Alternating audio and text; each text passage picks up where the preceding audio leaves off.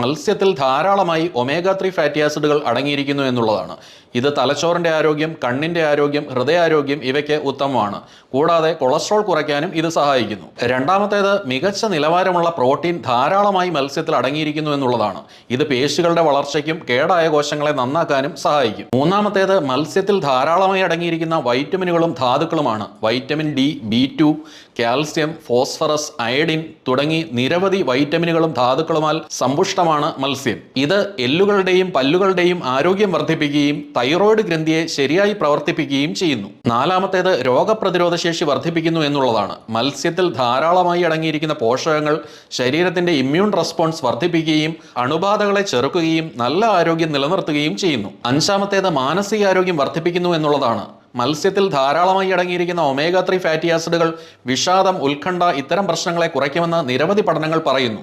അതുകൂടാതെ ഇത് തലച്ചോറിന്റെ